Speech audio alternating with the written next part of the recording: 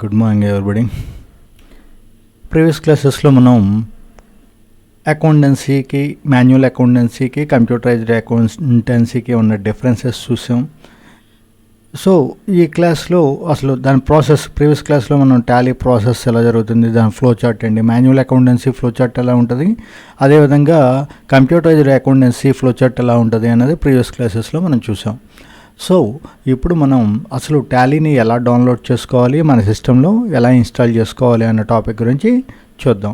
First మనం టాలీని install చేయాలంటే కనుక జస్ట్ మీకు ఏ వెర్షన్ అయితే కావాలో ఆ వెర్షన్ ఇక్కడ టైప్ చేసి టాలీ ERP9 డౌన్లోడ్ అని చెప్పి కొట్టండి. ఫర్ మీది ఏ సిస్టమ్ అయితే ఆ సిస్టమ్ కూడా ఇవ్వండి. ఫర్ విండోస్ 11 10 అన్నది కూడా మెన్షన్ చేయండి బెటర్. ఓకే, టాలీలో రకరకాల వెర్షన్స్ ఉంటాయి. అరౌండ్ టాలీ 4th వెర్షన్ దగ్గర నుంచి ఈరోజు ఈ ERPలో ఇక్కడ మనం చూస్తున్నాం కదా, ఇన్ని వెర్షన్స్ వచ్చినాయి. ఫస్ట్లో ఏంటంటే ఓన్లీ దాస్ బేస్డ్ వెర్షన్ ఉండేది, బట్ ఇప్పుడు విండోస్ బేస్డ్ వెర్షన్స్ యూజ్ చేస్తున్నాం. సో ఇప్పుడు ఎక్కువగా మోస్ట్ పాపులర్ వన్ ఏంటంటే ERP9. అదేవిధంగా ప్రైమ్ అన్నది కూడా ఉంటుంది. ERP వచ్చేప్పటికి ఏంటంటే అది పెద్ద పెద్ద బిజినెస్లకి వాటికి యూజ్ చేయాలి అంటే ఓన్లీ ప్రైమ్ అయితే కనుక మిడ్ రేంజ్, లో రేంజ్ బిజినెస్ కార్డులకైతే ప్రైమ్ సరిపోతుంది. సో ఇందులో మనం ఇప్పుడు ERP చూద్దాం. చూడండి. సో ఇక్కడ ఈ లింక్ మనం అది గూగుల్ సెర్చ్ ఇంజిన్లో ఏదో ఒక సెర్చ్ ఇంజిన్ తీసుకోండి, గూగుల్లో లేకపోతే యాహూనో లేకపోతే ఏదో ఒకటి. అసలు సెర్చ్ ఇంజిన్స్ మిగతా ఉన్నాయి అన్నది కూడా చాలామందికి తెలియదు. ఏదైనా సెర్చ్ చేయాలంటే గూగుల్ అనే అనుకుంటాం, ఎందుకంటే అంత పాపులర్ అయిపోయింది. యాక్చువల్గా మీరు yahoo.com అని కూడా ఉంటుంది, yahoo.comలో అయినా సెర్చ్ చేయొచ్చు. ఇలా రకరకాల సెర్చ్ ఇంజిన్స్ ఉంటాయి, బట్ ఇప్పుడు పాపులర్ అయింది ఏంటంటే బాగా గూగుల్. సో అసలు ఈ గూగుల్ రాకముందు మనం యాహూలోనే చూసేవాళ్ళం అన్నీ కూడా. ఓకే, సో ఇప్పుడు కమ్ బ్యాక్ మన టాపిక్ వచ్చేద్దాం. ఇక్కడ ERP అనేది టైప్ చేసి టాలీ ERP9 అని ఇచ్చి download for Windows 11 10 me operating సిస్టమ్ని ఇవ్వండి. అన్నిటికీ ఒకటే. సాధారణంగా ఏంటంటే కొన్ని సాఫ్ట్వేర్స్ 10కి వేరు, 11కి వేరు అలా వస్తుంది. బట్ ఇక్కడ చూడండి, ఇక్కడ ఏమి ఇచ్చాడు, విండోస్ 10 కానీ 8 కానీ 8.1 కానీ విండోస్ 7 విస్టా ఇలా ఏదైనా కూడా వర్క్ అవుతుందని ఇచ్చాడు. 11 కూడా అడ్వాన్స్డ్ వెర్షన్స్ కాబట్టి నో ప్రాబ్లం. సో ఇక్కడ డౌన్లోడ్ లేటెస్ట్ వెర్షన్ అనేది క్లిక్ చేయండి. ఫస్ట్ ఆఫ్ ఆల్ ఏం చేస్తున్నా అంటే ఈ లింక్ మీకు పొరపాటున ట్రేస్ అవ్వకపోయినా ఇబ్బంది లేకుండా మీకు ఈ లింక్ని నేను కాపీ చేసి మీకు ఇక్కడ నోట్స్లో ప్లేస్ చేసేస్తున్నాను. ఈ లింక్ని Tally download link. Okay, so ఈ లింక్ని మీరు క్లిక్ చేసుకోండి, సరిపోతుంది. జస్ట్ ఆటోమేటిక్గా అది ఈ పేజ్లోకి వచ్చేస్తుంది. ఇప్పుడు డౌన్లోడ్ లేటెస్ట్ వెర్షన్ అనేది క్లిక్ చేయండి.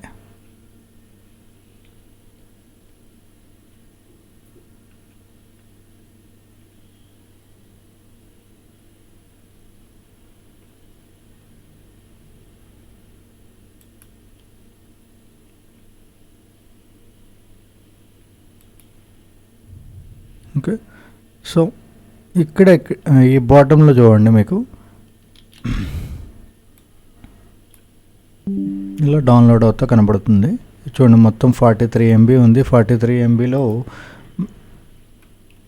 ఎంత ఇన్స్టాల్ అయింది ఏంటి అనేది ఇలా ప్రాసెస్ డిస్ప్లే చేస్తూ ఉంటుంది.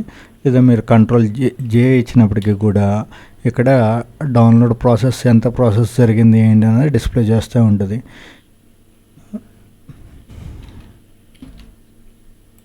ఓకే, ఇక్కడ ఇప్పుడు డౌన్లోడ్ కంప్లీట్ అయిపోయింది. దీని మీద జస్ట్ సింగిల్ క్లిక్ చేయండి.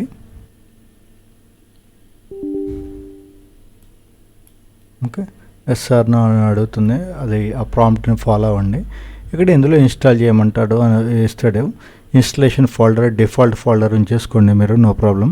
Cలో ప్రోగ్రామ్ ఫైల్స్లో ERP9లో ఇది ఇన్స్టాల్ అవుతుంది. ఆ ఫోల్డర్ ఇది మీకు C డ్రైవ్లోకి వెళ్ళినట్లయితే కనుక C డ్రైవ్లోకి వెళ్ళాలి. విండోస్ R ఇంకోటి C కొడితే ఇలా వచ్చేస్తుంది. ప్రోగ్రామ్ ఫైల్స్ అని ఉంది కదా. సాధారణంగా అన్ని ప్రోగ్రామ్స్ కూడా వర్డ్ కానీ ఎక్సెల్ లేకపోతే ఇలాంటి వర్డ్, ఎక్సెల్, పవర్ పాయింట్ ఇదంతా MS ఆఫీస్ అంటాం. సో చూడండి, ఇక్కడ మైక్రోసాఫ్ట్ ఆఫీస్ అని చెప్పి ఇక్కడ ఏ విధంగా అయితే డిస్ప్లే అయిందో అదేవిధంగా ఫోటోషాప్ కానీ అడోబ్ వాళ్ళని ఓకే, ఇలాంటివన్నీ కూడా ప్రతిదీ కూడా మ్యాక్సిమం ప్రోగ్రామ్ ఫైల్స్ ఫోల్డర్లోనే ఇన్స్టాల్ అవుతూ ఉంటాయి. డిఫాల్ట్ ఫోల్డర్ కాబట్టి అది అలా ఉంచేసుకోండి.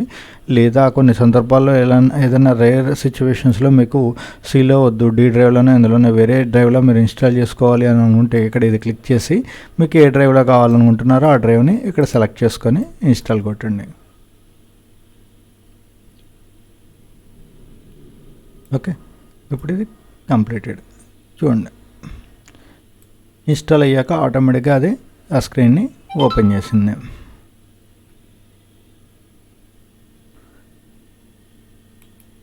ఇక్కడ నెట్వర్క్ని వాటిని యాక్సెస్ చేయడానికి ఫార్మేషన్ అడుగుతుంది. ఫైర్ వాల్ అని చెప్పి ఉంటుంది మన ఆపరేటింగ్ సిస్టంలో. ఏదైనా అనాథరైజ్డ్ సాఫ్ట్వేర్స్ అయ్యి సెక్యూరిటీ లెవెల్స్ని బ్రీచ్ చేసి మన సిస్టమ్ని ఏమన్నా డ్యామేజ్ చేస్తాయేమో అని చెప్పి కొన్ని రకాల ఫైర్ వాల్స్ అన్నది క్రియేట్ చేసి ఉంటాయి. డిఫెండర్ అని చెప్పి డిఫాల్ట్గా వచ్చేస్తుంది మన విండోస్తో. సో అయితే ఇది మనకి వెల్ నోన్ ప్యాకేజే, మనం ఇన్స్టాల్ చేసుకుందే కాబట్టి ఇక్కడ ఈ సాఫ్ట్వేర్ పర్ఫెక్ట్గా పనిచేయాలంటే, కొన్ని రకాల వర్క్స్ చేయాలంటే దానికి పర్మిషన్స్ అనేది కావాలి. సాధారణంగా చూడండి, మీరు ఆండ్రాయిడ్ యాప్స్లో కూడా ఇన్స్టాల్ చేసేటప్పుడు గ్యాలరీ పర్మిషన్ అని, కెమెరా పర్మిషన్ అని, అక్కడ ఏ విధంగా అయితే పర్మిషన్స్ అడుగుతుందో అలా పర్మిషన్ ఇస్తేనే ఆ ఫీచర్ పనిచేస్తుంది. ఒకవేళ ఇవ్వలేదనుకోండి దాని రిలేటెడ్ ఫీచర్స్ పనిచేయవు. సో కాబట్టి ఇక్కడ మనం అలౌ యాక్సెస్ అని ఇచ్చేయండి. ఓకే, సో మోస్ట్ ప్రాబ్లం మీకు బాగా వెల్ నోన్ సాఫ్ట్వేర్స్ అని అనుకున్నప్పుడు నో ప్రాబ్లం, దాన్ని అలా ఇచ్చేసేయండి. ఓకే, సో నెక్స్ట్ ఇంకోటి ఏంటి, ఇక్కడ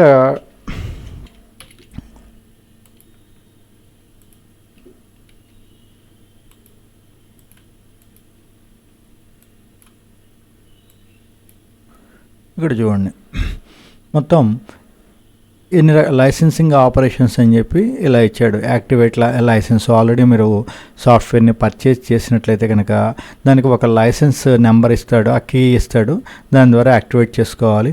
ఆల్రెడీ మీరు లైసెన్స్ ఎదువరకు కొన్నారు, దాన్ని రీయాక్టివేట్ చేయాలి, ఏదో రెన్యువల్ చేయాలి, అలాంటివి అయితే కనుక ఇది ఇస్తాం. రెంటల్ పర్పస్ కూడా వీడు ప్రొవైడ్ చేస్తూ ఉంటాడు. ఎక్కువ అంత కాస్ట్ మనం బేర్ చేయలేమని అనుకున్న వాళ్ళు ఏం చేస్తారంటే ఇలా రెంటల్ పర్పస్కి జస్ట్ ఏమన్నట్టు ప్రోగ్రామ్ మీద ఎర్రర్ వచ్చింది, క్లోజ్ అయింది. ఇప్పుడు ఇది డెస్క్టాప్ మీద ఆల్రెడీ ఇన్స్టాల్ అయ్యి ఉంది కదా, ఇది ఇక్కడ క్లిక్ చేయండి.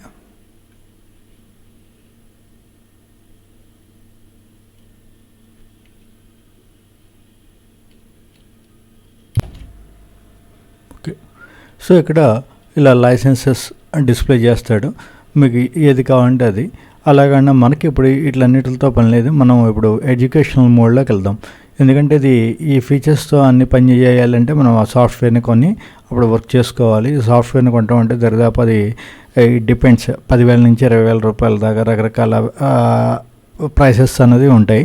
సో అంత కాస్ట్ పెట్టి మనం టాలీ సాఫ్ట్వేర్ని ఇప్పుడు నేర్చుకునే పర్పస్కి కొనలేం కాబట్టి మనం ఎడ్యుకేషనల్ వెర్షన్లో ఎడ్యుకేషనల్ మోడ్లో దీన్ని సెలెక్ట్ చేసుకుందాం.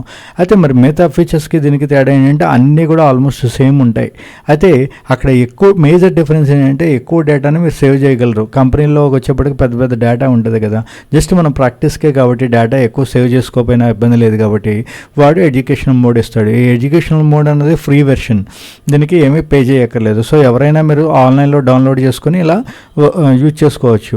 ఈ ఫీచర్ మరి వీడు ఫ్రీగా ఎందుకు ఇస్తున్నాడు? ఈ ఫీచర్ ఇవ్వకపోతే టాలీ నేర్చుకునే వాళ్ళు ఎవరు ఉంటారు, దాన్ని వర్క్ చేసే వాళ్ళు ఎవరు ఉంటారు, కష్టం కదా. సో ఆ పర్పస్ నిమిత్తం దాన్ని ప్రమోట్ చేసుకోవడానికి వాడు ఆ విధంగా ఎడ్యుకేషనల్ వెర్షన్ అనేది ఇస్తాడు. ఇక్కడ మళ్ళీ ఎడ్యుకేషనల్ వెర్షన్ తీసుకున్నట్లయితే కనుక ఇది సెలెక్ట్ చేయడానికి మీరు Alt W కొట్టండి. Alt W కొడితే ఈ అండర్లైన్ దేనికైతే ఉందో దాన్ని హాట్ కీస్ అంటాం. సో Alt W కొట్టినట్టయితే కనుక ఇందులో మళ్ళీ ఏం చూపించాడు, silver education mode, gold education mode. అంటే సింగిల్ యూజరా, మల్టీ యూజరా. ఇప్పుడు మనం ఒకళ్ళమే వాడుకుంటున్నాం కాబట్టి సింగిల్ యూజర్ తీసేసుకోండి. మీ సిస్టంలో మీరు సింగిల్ యూజర్ అని చెప్పి సెలెక్ట్ చేసుకొని ఎంటర్ ఇచ్చేయండి. అప్పుడు ఈ టాలీ మెయిన్ గేట్వే ఓపెన్ అవుతుంది. ఓకే, సో ఇక్కడ గేట్వే ఆఫ్ టాలీ అని ఉంది చూసారా, ఇది మెయిన్ గేట్వే అంటాం. ఈ గేట్వే ఏదైతే ఈ గేట్వే ఆఫ్ టాలీ ఇందులో ఏమేమి ఉన్నాయన్న స్క్రీన్ మొత్తం ఇప్పుడు ఒక్కొక్కటి చెక్ చేసుకుంటూ వద్దాం. చూడండి,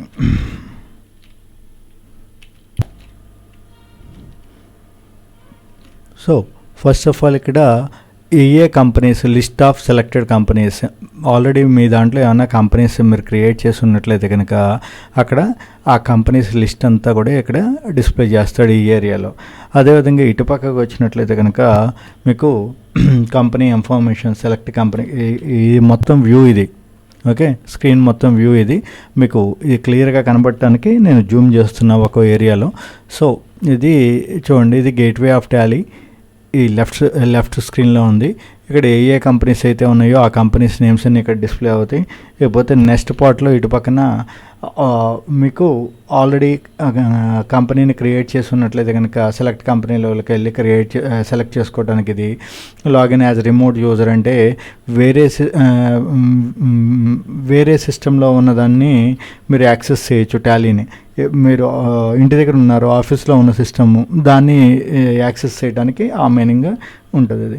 ఇకపోతే క్రియేట్ కంపెనీ, ఇంతవరకు మీరు కంపెనీని క్రియేట్ చేయలేదు కాబట్టి ఆ కంపెనీని క్రియేట్ చేసుకోవడానికి ఈ క్రియేట్ కంపెనీ అన్న ఆప్షన్ తీసుకుంటాం. లేదా ఆల్రెడీ మీరు కొన్ని కంపెనీలు క్రియేట్ చేశారు, ఒకటో రెండో, ఇంకా అడిషనల్గా కావాలి కొత్త కంపెనీని క్రియేట్ చేయాలంటే క్రియేట్ కంపెనీ.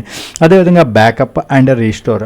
బ్యాకప్ అంటే ఏంటంటే, ఫర్ ఎగ్జాంపుల్ ఇది చాలా జనరల్ ఎంట్రీస్ని మీరు చాలా ఎంట్రీస్ని టైప్ చేశారు, 500 600 ట్రాన్సాక్షన్స్ జరిగినాయి మీ కంపెనీలో.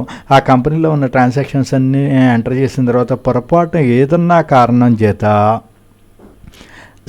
మీ సిస్టమ్ డ్యామేజ్ అవనండి, మీరు ప్రాపర్గా షట్ డౌన్ చేయలేదు, లేకపోతే సడన్గా యూపీఎస్ లేకపోవడం వల్ల పవర్ ఆఫ్ అయిపోయింది, సో ఆ సిస్టమ్ క్రాష్ అయింది అనుకోండి, లేకపోతే మీ ఫైల్ ఏదైనా పొరపాటున డిలీట్ అయిపోయింది.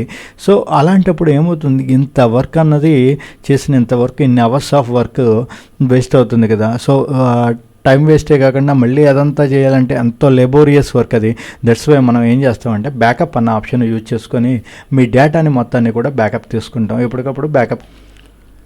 ఓకే, సో అలా బ్యాకప్ అన్నం రీస్టోర్ ఆప్షన్స్ని ఆ విధంగా యూజ్ చేసుకోవచ్చు బ్యాకప్. సో అల్టిమేట్లీ ఏంటి, ఫైనల్గా మనం చెప్పుకునేది మోరల్ ఆఫ్ ది స్టోరీ, ఏదన్నా డేటాని మీరు ఎక్కువ వర్క్ చేస్తున్నారు అనుకున్నప్పుడు దాన్ని బ్యాకప్ తీసుకుంటూ ఉండండి. బ్యాకప్ తీసుకోకపోతే ఏమవుతుంది, పొరపాటున డ్యామేజ్ అయినట్లయితే కనుక ఆ వర్క్ మొత్తం లాస్ అవుతారు.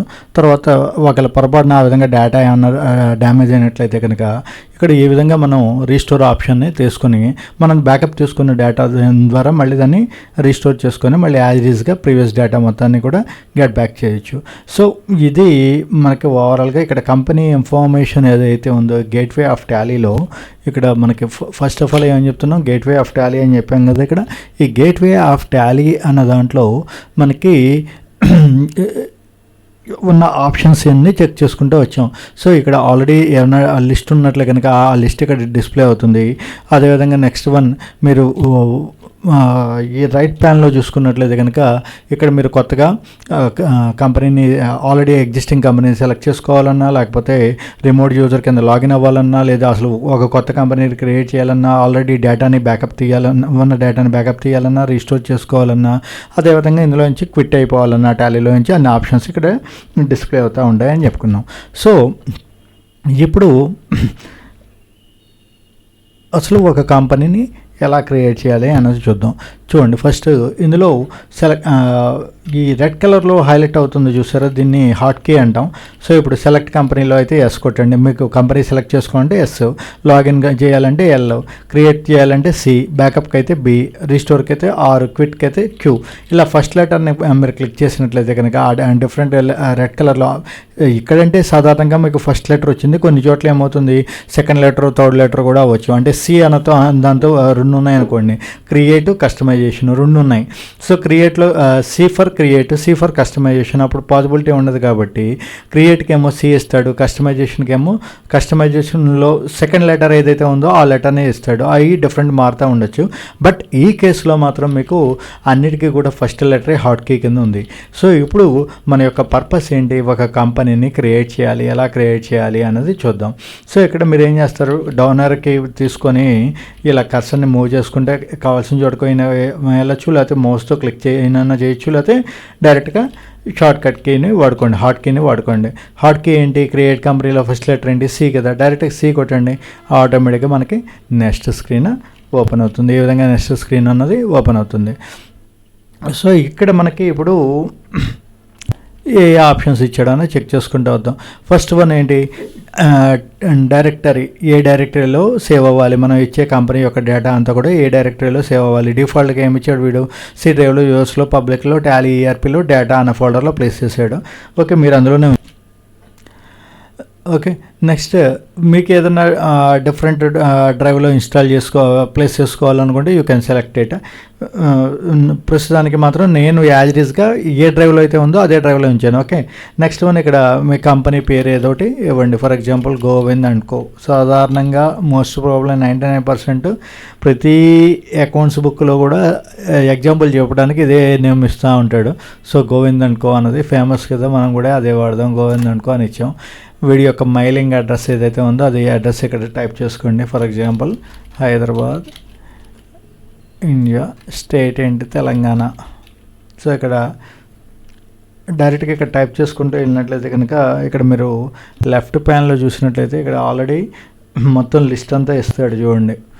ఇక్కడ మీరు స్టేట్ అనగానే ఎన్ని స్టేట్లు ఉన్నాయో మొత్తం అన్ని స్టేట్స్ ఇక్కడ డిస్ప్లే చేస్తూ ఉంటాడు. సో మీకు కావాల్సిన స్టేట్ని మీరు ఇక్కడ టైప్ చేస్తున్నప్పుడు ఆటోమేటిక్గా ఏమవుతుందంటే అది, ఇప్పుడు నేను ఇక్కడ తెలంగాణ ఫస్ట్ టీ అని కొట్టంగా చూడండి, మొత్తం అన్నీ కూడా టీ మీద ఉన్నాయన్నీ కూడా ఫిల్టర్ అయిపోతాయి. తమిళనాడు, తెలంగాణ, త్రిపుర వీటిలో ఏదో ఒకటి పాసిబిలిటీ ఉంది అని అడుగుదాం. సో నెక్స్ట్ తెలంగాణ జస్ట్ ఈ కొట్టంగా అది మొత్తం పోయి తెలంగాణ ఒకటి డిస్ప్లే అవుతుంది. సో ఇక్కడ నాకు తెలంగాణ కావాలి అనుకున్నాం, తెలంగాణ తీసుకున్నాం. ఓకే, సో ఇప్పుడు పిన్ కోడ్ ఏదో ఒక పిన్ కోడ్ అన్నది ఇవ్వండి. ఆ పోస్టల్ పిన్ కోడ్ ఉంటుంది కదా, అది ఇవ్వండి. Next one telephone number 040. టెలిఫోన్కి మొబైల్కి తేడా ఏమన్నా ఉందా?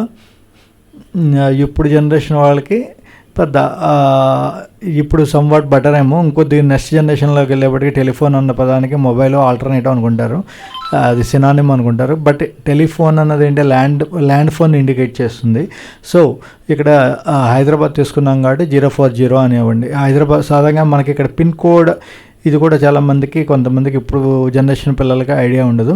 పూర్వం ఏంటంటే ఏ ఊరిని బట్టి ఇప్పుడు మన నెంబర్ 223277 ఉందనుకోండి మీ ల్యాండ్ నెంబరు, మీరు ఇదే ఊర్లో ఉన్నంతసేపు కూడా అదే ఏరియాలో అయితే, లోకల్లో అయితే కనుక 223277 కొట్టేస్తే డైరెక్ట్గా రింగ్ వెళ్ళిపోతుంది. అలాగంటే వేరే ఊరు నుంచి మీరు ఆ నెంబర్కి కాల్ చేయాలనుకోండి, అప్పుడు దాన్ని ఎస్టీడీ అనేవాళ్ళం. సో 08823 అనేది ప్రతి ఊరికి ఒక ఎస్టీడీ కోడ్ ఉంటుంది. ప్రతి ఊరికి ఒక పిన్ కోడ్ ఎలా అయితే ఉందో ప్రతి ఏరియాకి ఒక ఎస్టీడీ కోడ్ ఉంటుంది.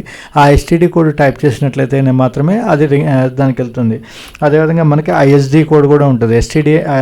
ఎస్టీడీ అంటే మన కంట్రీలో ఏ ఊరు అన్నది, ఐఎస్డి అంటే అసలు ఏ కంట్రీ అన్నది. చూడండి, సాధారణంగా మీరు +91 అని చెప్పి పెడతా ఉంటారు కదా, 91 అంటే ఏంటది, ఇండియా కోడ్ అని. ఓకే, సో వేరే కంట్రీది వేరే కోడ్ అలా ఇస్తాడు. ఏ బంగ్లాదేశ్ అనుకోండి A92, ఎగ్జాక్ట్గా కాదు A92 మేబీ, నేను కరెక్ట్గా చెప్పట్లే, ఎగ్జాంపుల్కి చెప్తున్నా. మంది మాత్రం ఇండియా 91. మీకు ఏమన్నా ఏ కంట్రీ ఐఎస్డి కోడ్లే కావాలంటే you can go for Google. ఓకేనా, సో ఇక్కడ మనం 040 అది డిఫరెన్స్, టెలిఫోన్కి మొబైల్కి డిఫరెన్స్. టెలిఫోన్ అంటే సాధారణంగా ల్యాండ్ నెంబర్, మొబైల్ అంటే కనుక మన జనరల్ తెలిసిందే కదా, మన ఫోన్ నెంబర్స్, మన సెల్ నెంబర్స్ ఇచ్చేయండి ఇక్కడ. అదేవిధంగా ఫ్యాక్స్ నెంబర్ అంటే ఏంటి మరి, ఫ్యాక్స్ అంటే ఇప్పుడంటే మనం ఏదైనా డేటాని ఒక చోట నుంచి ఒక చోటకి పంపించాలంటే కనుక మెయిల్ ఉంది, లేకపోతే వాట్సాప్ ఉంది, లేకపోతే టెలిగ్రామ్ ఉంది, ఇలా రకరకాల ఆప్షన్స్ అనేవి మనకు పాసిబిలిటీ ఉంది. కానీ పూర్వం రోజుల్లో ఇటు నుంచి డేటాని అటు పక్కకు పంపించాలంటే, ఏదైనా ఒక పేపర్ని పంపించాలంటే డాక్యుమెంట్ అని ఫ్యాక్సే వాడేవాళ్ళు. ఫ్యాక్స్ అంటే it's nothing but remote xerox అనుకోండి. జిరాక్స్ మిషన్లో పేపర్ని పైన పెట్టినట్టయితే కనుక జిరాక్స్ కింద వస్తుంది కదా డూప్లికేట్. కానీ ఫ్యాక్స్ మిషన్లో ఇక్కడ పేపర్ ఒరిజినల్ పెడితే అక్కడికి జిరాక్స్ వేరే ఊర్లో మీరు ఏ నెంబర్ అయితే ఇచ్చారో ఆ నెంబర్లో అక్కడ ఉన్న మిషన్లోంచి ప్రింట్అవుట్ బయటకు వస్తూ ఉంటుంది. సాధారణంగా సినిమాల్లో చూస్తూ ఉంటారు కదా, ఇక్కడ పోలీస్ స్టేషన్లో వీడు ఇక్కడ పంపించకపోతే అక్కడ ఫ్యాక్స్ వాడి ఆ క్రిమినల్ యొక్క ఫోటో ఇలా బయటకు వస్తూ ఉన్నట్టు చూపిస్తూ ఉంటాడు కదా, అది ఫ్యాక్స్. సో ఈ ఫ్యాక్స్ నెంబర్ ఏమన్నట్లయితే కనుక ఆ ఫ్యాక్స్ నెంబర్ ఇచ్చుకోండి. అదేవిధంగా mail ID Govind and @gmail.com, govind.com something net address ఏదన్నా ఉంటే అది మెన్షన్ చేయండి. ఓకే, నెక్స్ట్ వన్ అదేవిధంగా ఇక్కడ ఫైనాన్షియల్ ఇయర్, ఇప్పుడు మొత్తం స్క్రీన్ ఇది ఇటు పక్కన ఇన్ఫర్మేషన్ ఫిల్ చేసేస్తాం మనం, డైరెక్టరీ నేము ఇవన్నీ. ఇప్పుడు ఇక్కడ బుక్స్ గురించి లేకపోతే మిగతా సెక్యూరిటీ కంట్రోల్స్ గురించి ఇటు పక్క స్క్రీన్లో ఉంటుంది. సో అది ఇప్పుడు చూద్దాం. సో ఇక్కడ ఈ ఫైనాన్షియల్ ఇయర్ ఎప్పుడు బిగిన్ అవుతుంది? సాధారణంగా మనకు తెలిసిందే కదా, ఫైనాన్షియల్ ఇయర్ అంటే April 1 నుంచి బిగిన్ అయ్యి March 31కి ఎండ్ అయిపోతుంది, అంతే కదా. సో ఏ బిజినెస్కి సంబంధించింది కూడా మనకి ఇండియాలో ఉన్నంత వరకు కూడా ఫైనాన్షియల్ ఇయర్ అందరికీ కూడా April 1. సో April 1 అని ఇచ్చేయండి 2022. ఇప్పుడు ప్రజెంట్ 23లో ఉన్నాం మనం. అంటే ఫైనాన్షియల్ ఇయర్ మాత్రం ఏమవుతుంది, 23 కూడా ఏప్రిల్ వరకు కూడా 22నే, April 1 22నే. మనం 23లోకి వచ్చేసాం కదా అని మనం ఫైనాన్షియల్ ఇయర్ 23 అనడానికి లేదు. ఎందుకంటే అప్ టు April 2023 ఏప్రిల్ వరకు కూడా మనం ఫైనాన్షియల్ ఇయర్ మనకి April 2022 కదా. ఇది కామర్స్ గురించి మినిమం నాలెడ్జ్ ఉన్న వాళ్ళందరికీ ఐడియా ఉన్న విషయమే కదా. ఓకే, నెక్స్ట్ వన్ ఇక్కడ ఏమి ఇచ్చేయడం కూడా, బుక్స్ బిగినింగ్ ఫ్రమ్ 1 April 2022. అంటే మీరు అకౌంట్ బుక్స్ని ఎప్పటి నుంచి బిగిన్ చేస్తారు అంటే ఫైనాన్షియల్ ఇయర్ ఏమో ఏప్రిల్ నుంచి అయితే బుక్స్ ఏమో వేరే డేట్ ఏమన్నా బిగిన్ చేస్తాం. ఎందుకు నేను ఎంత స్టూడిటీగా అడిగాడని చెప్పి ఆలోచించవచ్చు మనం. ఎందుకని అడిగాడు వాడు? సాధారణంగా ఫైనాన్షియల్ ఇయర్ ఏదైతే ఉందో ఏప్రిల్ కదా మన ఫైనాన్షియల్ ఇయర్. సో April 1 ఆటోమేటిక్గా బుక్స్ కూడా అప్పటి నుంచి ఆ రోజు జరిగిన ట్రాన్సాక్షన్స్, 1 April నుంచి జరిగిన ట్రాన్సాక్షన్స్ మనం ప్రతిదీ ఎంటర్ చేయాలి కదా. సేల్స్ అవని, పర్చేస్ అవని, ఏదైనా జీతాలు అవనండి, ప్రతిదీ కూడా మనం బుక్స్ అప్పుడే బిగిన్ చేస్తాం, అప్పటి నుంచే బిగిన్ చేయాలి. మరి అలాంటప్పుడు వీడు 1 April అని చెప్పి మళ్ళీ కింద బుక్స్ బిగినింగ్ ఫ్రమ్ అని వేరే మళ్ళీ ఎందుకని మెన్షన్ చేశాడు? ఓకే, డిఫాల్ట్గా అది కూడా 1 April అని ఇచ్చాడు అనుకోండి, వేరే విషయం. మరి అలాంటప్పుడు ప్రత్యేకించి డిఫాల్ట్గా అదే అన్నప్పుడు మళ్ళీ ప్రత్యేకించి బుక్స్ బిగినింగ్ ఫ్రమ్ అని అడిషనల్ ఆప్షన్ ఇవ్వడం ఎందుకు? ఫైనాన్షియల్ ఇయర్ ఫ్రమ్ అంటే సరిపోతుంది కదా. ఎందుకంటే ఇక్కడ ఎవరన్నా ప్రతి కంపెనీ వాళ్ళు కూడా April 1నే బిగిన్ చేయాలని లేదు కదా బిజినెస్.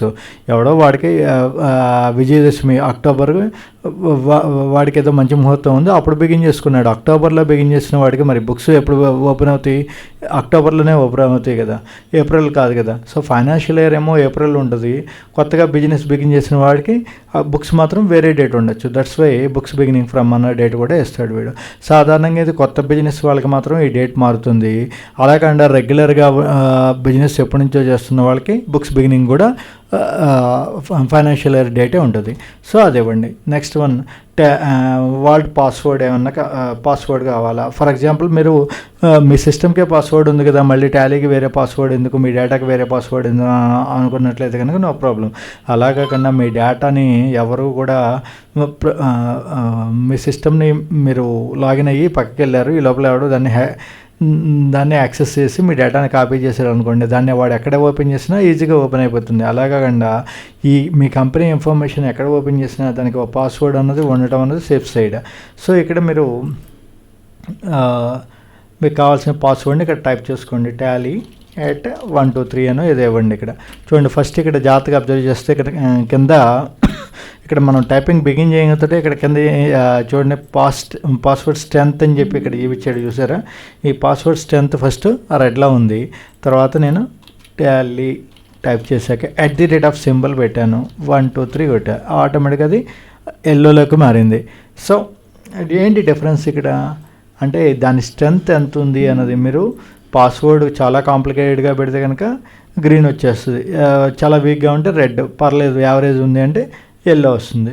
సో ఇప్పుడు మీరు ఎలా చాలా కాంప్లికేటెడ్ పాస్వర్డ్ పెట్టారు అనుకోండి, ఫర్ ఎగ్జాంపుల్ బ్యాక్ వెళ్ళింది, టాలీ @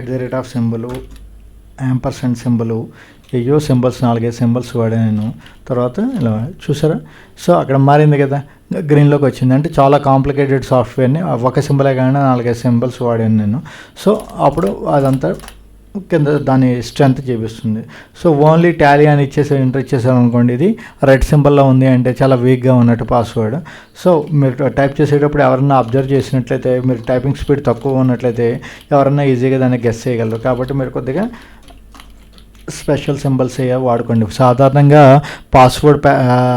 పాస్వర్డ్లో మనకి ఎక్కువ ప్రిఫర్ చేసేది ఏంటంటే ఒక క్యాపిటల్ లెటర్ ఉండాలి, మిగతా స్మాల్ లెటర్స్ ఉండాలి, లేకపోతే ఏదో ఒక కేసెస్ డిఫరెంట్, ఒక స్మాల్ ఉండి మిగతా క్యాపిటల్, లేకపోతే క్యాపిటల్ ఒకటి క్యాపిటల్ ఒకటి స్మాల్ మళ్ళీ క్యాపిటల్ అలా. అదేవిధంగా స్పెషల్ సింబల్ ఒకటి, ఏదైనా @ హ్యాష్ సింబల్, స్టార్ సింబల్ అలా. తర్వాత నెంబర్స్ ఇవన్నీ కూడా కాంబినేషన్ కలిపి ఉంటే స్ట్రాంగ్ అని చెప్పాను. అదేవిధంగా సెక్యూరిటీ లెవెల్స్ ఏమన్నా కావాలా అన్నది ఇచ్చాడు. ఆ సెక్యూరిటీ లెవెల్స్ కావాలంటే ఎస్ పెట్టండి, లేకపోతే నో. అదేవిధంగా నెక్స్ట్ వన్ కింద బాటంలోకి వచ్చినట్లయితే మనకి ఇక్కడ బేసిక్ కరెన్సీ సింబల్ ఏదైతే ఉందో మనకేంటి ఇప్పుడు కరెన్సీ సింబల్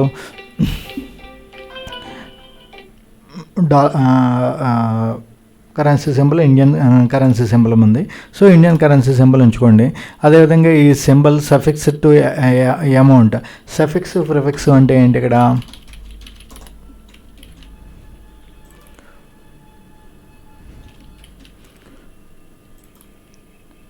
చూడండి. ఈ కరెన్సీ సింబల్ అన్నది మనకి ప్రిఫిక్సా సఫిక్సా. ఫర్ ఎగ్జాంపుల్ మనం ఎలా వేస్తుంటాం, ₹400 లేకపోతే 400 రూపీస్ ఇట్లా ఏదైనా వాడచ్చు కదా మనం. సో ఈ సింబల్ అన్నది ప్రిఫిక్స్ అవ్వాలా సఫిక్స్ అవ్వాలా? ఈ కరెన్సీ సింబల్ మీకు ప్రిఫిక్సా సఫిక్సా? ప్రీఫిక్స్ అంటే ప్రీ అంటే ఏంటి ముందు, సఫిక్స్ అంటే తర్వాత, ముందు రావాలా తర్వాత రావాలా అన్నది అడుగుతున్నాడు. So it's a common thing, అది సింపుల్ చిన్న విషయం. అది మీకు ఎలా కావాలంటే అలా యూజ్ చేసుకోండి. ఈ symbol suffix to amounts. Suffix అవ్వాలా, సఫిక్స్ కాదు అన్నాం అంటే ప్రిఫిక్స్ అవుతుంది. అదేవిధంగా add space between amount and సింబల్కి అన్నం ఇక్కడ ఉన్న ఈ సింబల్కి దీనికి స్పేస్ ఒకటి కావాలా అక్కర్లేదా? ఇలా ఇచ్చారు అనుకోండి, ఎలా ఉంది అది కొద్దిగా చికాగా ఉంది కదా. సో సింబల్ స్పేస్ పెట్టడం బెటర్ కాబట్టి స్పేస్ పెట్టండి. అదేవిధంగా షో అమౌంట్ ఇన్ మిలియన్స్, ఇది జాగ్రత్త, ఎప్పుడు నూనె ఉంచుకోండి, ఎస్ పెట్టకండి. సాధారణంగా మనం 10 లక్షలు అని ఇచ్చాం అనుకోండి, ఏమవుతుంది ఇలా ఇస్తాం.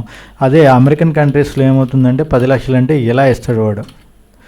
మనకి ఈ ఫార్మేట్ మనకి మిలియన్స్ సిస్టమ్, ఇది మనకు అలవాటు లేదు కాబట్టి అది మనకి కన్ఫ్యూజింగ్గా ఉంటుంది. కాబట్టి మీరు మిలియన్స్లో ప్లేస్ చేయకండి, ఇది ప్రిఫర్ చేయకండి, మీ ఇష్టం. అది మీ వర్క్, మీకు మిలియన్స్తో వర్క్ చేయటం అలవాటు అనుకుంటే మిలియన్ సిస్టమ్తో అది వాడండి. మన ఇండియాలో కామన్ ప్రాక్టీస్ మిలియన్స్ కాదు, ల్యాక్స్లోనే ఇస్తాం. సో అది ఇచ్చుకోండి. నెక్స్ట్ వన్ ఇక్కడ నెంబర్ ఆఫ్ డెసిమల్ ప్లేసెస్. ఇక్కడ ఈ 400 అని ఇచ్చాం అనుకోండి, ఓన్లీ 400 అని చెప్పకుండా 400.00 అని చెప్పి చూపించాలా అక్కర్లేదా? ఇక్కడ 400 అన్నా 400.00 అన్నా ఒకటే కదా అని చెప్పి మీకు అనుకోవచ్చు. కానీ ఇక్కడ ప్రాబ్లం ఏమిటంటే ఇది ఒక వాల్యూ 400, ఇంకో వాల్యూ ఏమో ₹422.23 అనుకోండి. ఇది టోటల్ చేసేటప్పుడు ఎలా ఉంటుంది? టోటల్ చేసేటప్పుడు దీనికి వాల్యూ లేకపోయినా చివరి 00 అంటే ఇప్పుడు సమ్ చేసేటప్పుడు అదే ప్రింట్అవుట్ తీసినప్పుడు అది ఒక అలైన్మెంట్లో ఉంటాయి. సో అది ప్రాబ్లం లేకుండా ఉంటుంది. కాబట్టి డెసిమల్ ప్లేసెస్ మినిమం 2 ప్లేసెస్ ఉంచుకోండి. అదేవిధంగా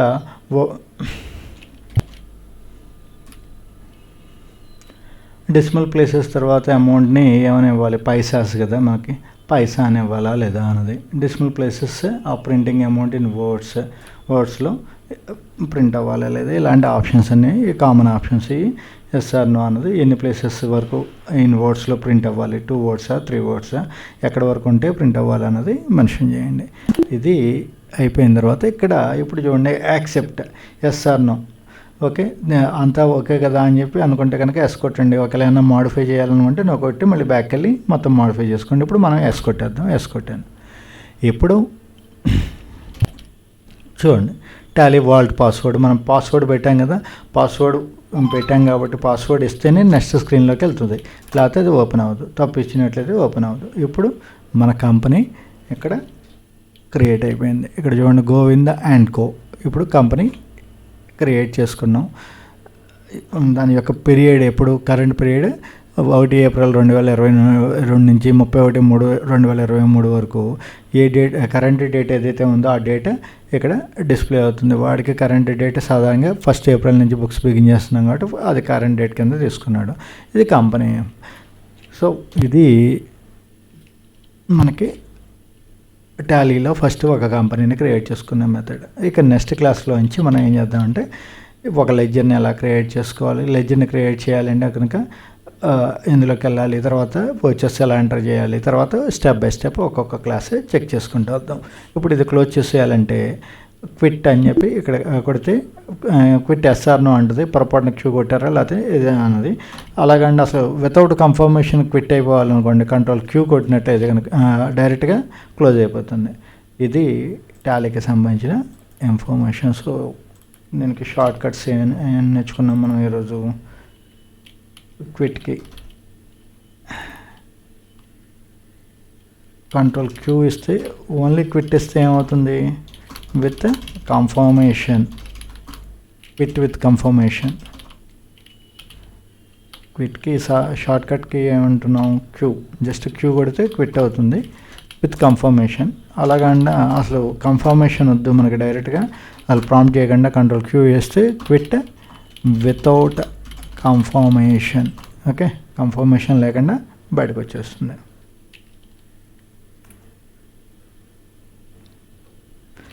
ఇది టాలీకి సంబంధించిన ప్రైమరీ ఇన్ఫర్మేషన్. మనకి టాలీని ఈరోజు క్లాస్లో ఏం చూసాం, టాలీని ఎలా ఇన్స్టాల్ చేసుకోవాలి. ఫస్ట్ ఆఫ్ ఆల్ ఏం చేస్తాం, టాలీని డౌన్లోడ్ చేసుకున్నాం. ఓకే, తర్వాత దాన్ని ఇన్స్టాల్ చేసాం. తర్వాత డెస్క్టాప్ మీద షార్ట్కట్ ద్వారా దాన్ని ఓపెన్ చేసుకున్నాం. ఇక్కడ ఇన్స్టాల్ చేశాక మీకు డెస్క్టాప్ మీద షార్ట్కట్ వస్తుంది, లేకపోతే ఇక్కడ స్టార్ట్ మెనూలోకి వెళ్ళి టాలీ అని కొట్టినా ఎక్కడైనా డిస్ప్లే అవుతుంది. ఓకే, సో ఏదో ఒక మెథడ్లో మీరు దాన్ని ఓపెన్ చేసుకోండి. తర్వాత ఓపెన్ చేసిన తర్వాత కంపెనీని క్రియేట్ చేసాం, కంపెనీ క్రియేషన్. ఆ కంపెనీ క్రియేట్ చేసేటప్పుడు ఉండే టెర్మినాలజీ ఏంటి అవన్నీ ఒక్కొక్కటి చెక్ చేసుకుంటూ వచ్చాం. Okay, thank you, have nice day. మీరు ఒక కంపెనీని క్రియేట్ చేయండి, క్రియేట్ చేసి ఇవ్వండి.